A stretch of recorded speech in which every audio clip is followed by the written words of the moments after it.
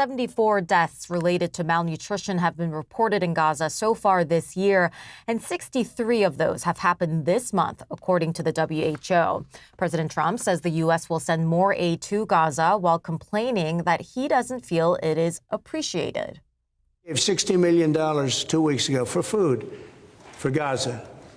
And nobody acknowledged it. Nobody talks about it. And it makes you feel a little bad when you do that. And, you have other countries not giving anything. None of the European countries, by the way, gave. I mean, nobody gave but us. And nobody said, gee, thank you very much. And it would be nice to have at least a thank you. And while Israel is now allowing more aid to flow in, Hamas says there is no point in continuing the ceasefire talks while this crisis deepens. President Trump is again blaming the militant group for the last week's breakdown in negotiations. He says Hamas does not want to give up more hostages because then the group will lose its leverage. Israel's going to have to make a decision. I know what I do, but I don't think it's appropriate that I say, but Israel's going to have to make a decision.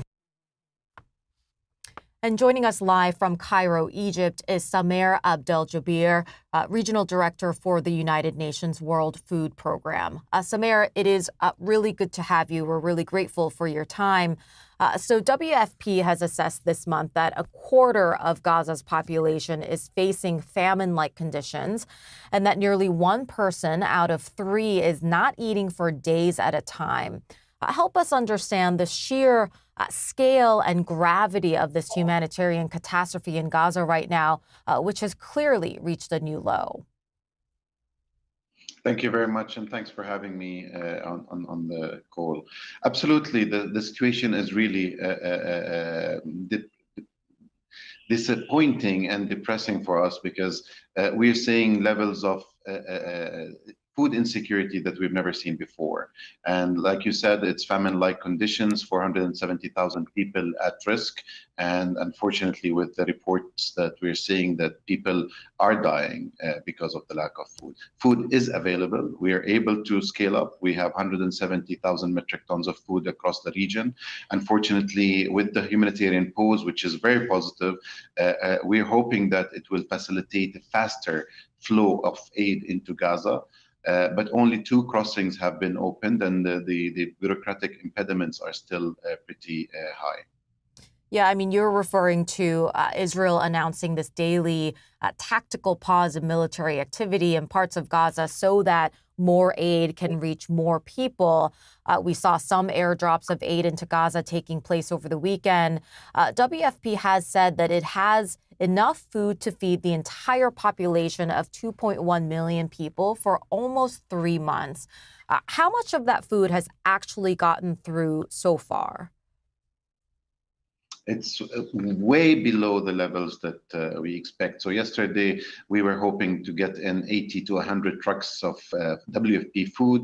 The figures we have is just slightly over 60 because of delays of scanning and clearances.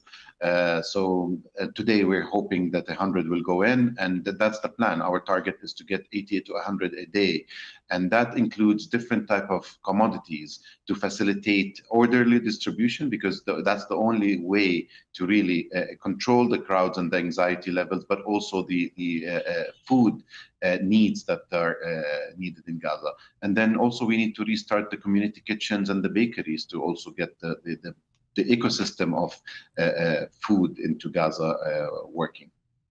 And we know that the lack of food is hitting humanitarian aid workers, not to mention doctors and medical staff. Have any WFP aid workers on the ground experienced hunger because of the food shortage? Unfortunately, you're right, and even our own colleagues and staff, they're struggling to find food, and yet whenever there is a clearance to move and get aid collected from the different platforms, they're the first actually to hit the ground and be on the road. We're seeing our staff actually, as we say, going wasted, and they're losing a lot of weight. And you just heard a few moments ago Israeli Prime Minister Benjamin Netanyahu saying this. Let me just repeat the quote. There is no policy of starvation in Gaza, and there is no starvation in Gaza. I just wonder how you react when you hear a statement like this coming from the Israeli leader. We just hope that that can be translated on the ground to faster facilitation of clearances for us to be able to go and collect and move in aid in secure manner.